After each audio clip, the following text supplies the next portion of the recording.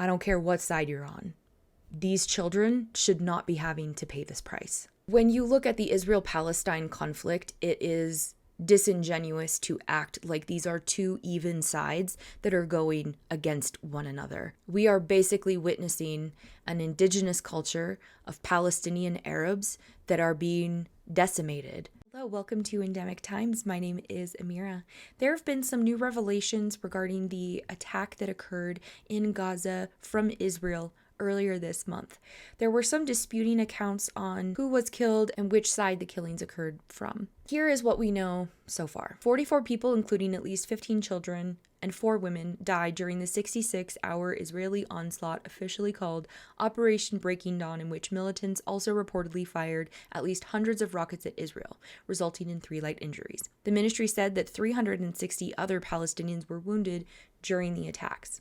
The Palestinian human rights organization Al-Haq, one of the 6 humanitarian associations dubiously declared terrorist organizations by Israel, said in a statement Sunday that Israel had indiscriminately targeted civilians and non-military structures, and that the assault constituted a grave breach of international humanitarian law and may amount to war crimes and crimes against humanity. Palestinian Islamic Jihad said Monday that 12 members of its military wing, including 2 top commanders, were killed during the Israeli operation. That's a lot of rockets. That's a lot of citizens that are not part of this, that are being affected, that have not asked for any of this. Unfortunately, that's a lot of deaths when you look at how many of the military wing of the Palestinian Islamic Jihad were killed during that operation versus the civilians. There's always a really big discrepancy between the lives lost on the Palestinian side versus the Israeli side. But in looking at this in particular, when we look at, okay, who is it that Israel is actually trying to target? Who is it they are actually trying to take down? Unfortunately, this situation, among countless others, leads to more civilian deaths than the actual people that they claim they're going after. And that is supported by data. Since 2008, Israeli forces have waged 4 wars in Gaza in which more than 6,000 Palestinians were killed. Last year, during the most recent of those wars, Israeli attacks killed at least 129 civilians, including 66 children. In every single attack from Israel to Palestine, especially in Gaza, children are by far the largest demographic that continues to be affected by these attacks, which has disastrous effects, which I've covered here, and I will link that video at the end. The amount of civilian deaths versus those deaths that the Israeli military would claim are part of the terrorist groups and part of those that they are trying to go after never really do seem to balance out. It's always more civilians, more children that are affected by these wars, that to the international community and under international law, these are violations of humanitarian rights. And as the occupying power, Israel does have a lot that they need to be doing that they are not doing, and that's mostly because of the powers that be that are not requiring them to change any of their actions. But the casualties are vast. They continue to be inflicted on those that have no control or power or say in what's actually happening, and they are pretty much just stuck in this region, especially in Gaza, where there are over 2 million Palestinian Gazans that are essentially in an open-air prison. The conditions that they are living in are extremely disturbing, and the situation just continues to be amplified and become more dangerous and more concerning as we see civilian and children deaths continue to climb. One of the earlier reports that came out of Israel was saying that 2 of the Palestinian rockets had actually landed within Gaza itself, one in a refugee camp and the other one in a cemetery. However, with new information that has come out, the Israeli defense officials have confirmed that an Israeli raid on a Gaza cemetery killed 5 Palestinian children during its assault in early August. 5 children were killed by an Israeli air attack on the Al-Fallujah cemetery next to the Jabalia refugee camp in northern Gaza. So that is where the discrepancy in the reporting happened, because at the Jabalia refugee camp was where one of the Palestinian rockets had unfortunately landed. But it was at the Al-Fallujah cemetery where it was an Israeli rocket that did kill these 5 innocent children. Our children were very innocent and young, and they were in the cemetery opposite our house visiting their grandfather's grave. They were killed in cold blood. We call on all parties to stand with us and support the cause of our children in international courts. Just 2 hours before the truce was announced, he told me he would go out for 5 minutes with his cousins. Moments went by, and then we heard a bombing. We ran out to find my son and his 3 cousins. They were all cut up into pieces. It really shouldn't matter whether you are on the side of Israel or you are on the side of Palestine. The suffering that is being inflicted on these people is extreme. And if it was happening in any other country, if it was happening in Ukraine, for instance, being inflicted by Russia, we would do what we are already doing, which is rushing in. It shouldn't matter what side you're on, whether you believe in a two-state solution, that Israel has a right to defend itself, or if you are on the side of the Palestinians that have been suffering in these conditions for the last 74 years. The costs of war, the costs of these hostilities are always innocent people.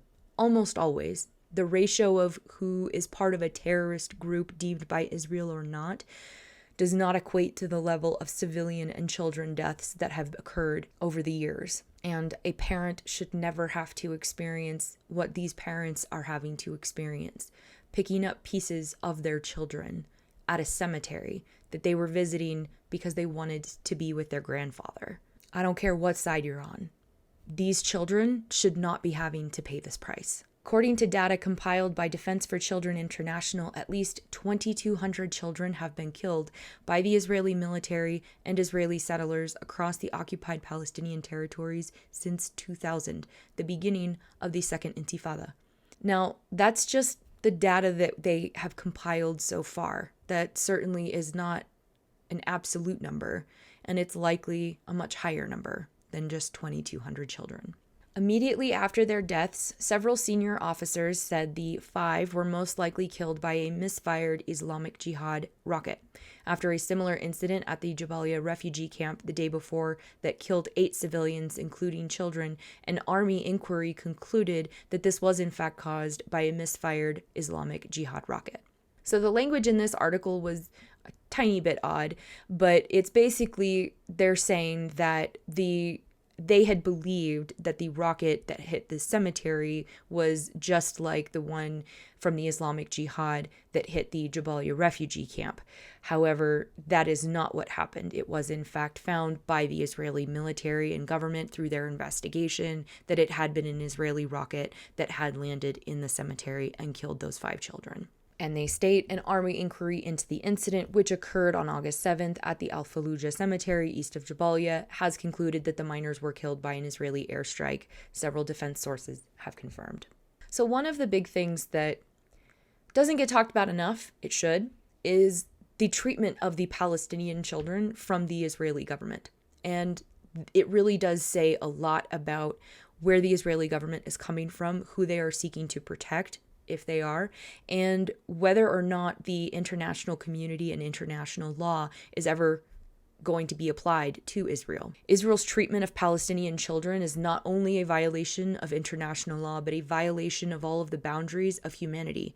Children are a real test of where one's humanity stands, regardless of whether one calls oneself Jewish or not. And in this particular attack, Breaking Dawn was the bloodiest episode since the 11-day Israeli attack in May 2021, nobly dubbed Operation Guardian of the Walls, which killed more than 260 Palestinians, including 67 children. And this is very commonplace for the Israeli military. Operation Protective Edge, Israeli military slaughtered no fewer than 2,251 people in Gaza, among them 551 children. Operation Cast Lead, a 22-day affair that began in December of 2008, eliminated some 1,400 Palestinians, 300 of them children, and the vast majority of them civilians. 3 civilians were killed during Cast Lead. And that is one of the biggest issues that really is not discussed when reporting on the situation in Gaza, Palestine in general, and the Israeli military, and the effects the Israeli military is having on the Palestinian people. There is an immeasurable imbalance when it comes to the casualties on the Palestinian side versus that on the Israeli side. All deaths are serious. Every life is precious. To try to conflate in the mainstream media that Israel is defending itself. Israel has one of the most intelligent militaries in the world. It is almost fully funded by the US in the countless trillions of dollars that has been funneled over to Israel. When you look at the Israel-Palestine conflict, it is disingenuous to act like these are two even sides that are going against one another. The Palestinian Islamic Jihad and Hamas, these are not militaries to any extent. These are basically rebel groups that are taking up what they believe to be the necessary stance to help protect their people. Whether you agree with them or not, whether you believe that they are terrorist groups or not, that is the fact of the matter, that they are the ones on the ground in the region that are doing what they believe is right to protect their fellow citizens. But there is nothing that you can say is an equal footing between Palestine and Israel when Israel has a limitless bank account, thanks mostly in part to the United States that continues to send billions of dollars for Iron Dome funding, military funding, and just essentially trying to retain Israel's prominence in the region because of the importance of the location. The media unfortunately skews this way too often when they are talking about Israel and Palestine tensions, trying to put them on an even field, but they are not. What we are looking at today when it comes to Israel and Palestine is a very similar dynamic to indigenous cultures going up against colonizers. From the massive amounts of firepower, massive amounts of weaponry, massive amounts of just overall support that's being given to Israel versus Palestine, there is nothing equal about these two feuding entities. We are basically witnessing an indigenous culture of Palestinian Arabs that are being decimated. I have talked a couple of times about the hypocrisy of how we approach the current war in Ukraine with Russia versus the situation in Palestine and the innocent civilians that are being killed every single day. When it's Ukraine, the US, our politicians, they want to do everything that they can and send as much money as they basically want to Ukraine. And people, scream. People scream at the top of their lungs that we need to support Ukraine because of Russia. But where is the acknowledgement when it comes to the Palestinians dealing with the seriously aggressive, inhumane tactics by the Israeli military being inflicted on them? They have every right to be responding. If a foreign nation was coming into the United States, we wouldn't just roll over and take it. We would be doing everything that we can to retain our sanctity of life, our place of living, our way of life, our culture, our religions, all of that. There just always seems to be a disconnect that people don't want to talk about when it comes to Israel-Palestine. And that is likely because of the onslaught of critique and slings of anti-Semitism for pointing out serious humanitarian and international law offenses that are being committed by this occupying power, Israel, to the Palestinian people and the children of this region. And this has disastrous consequences for the children of Gaza and Palestine that make it through and become adults. There is a serious mental health crisis that is occurring in Gaza of these children that have seen just countless war and death and an inability to move freely, to learn, and to have resources available to them. It's having very disastrous consequences on these Palestinian children and just on the Palestinian people as a whole. Living in a warlike state for so long is going to have really bad generational effects when it comes to mental health, physical health, and just overall well-being in the region. Thank you so much for watching. I hope you found this informative. If you'd like to check out that video on Gazan children's mental health, you can check that video out right here. Stay safe, take care, and remember to be kind to each other.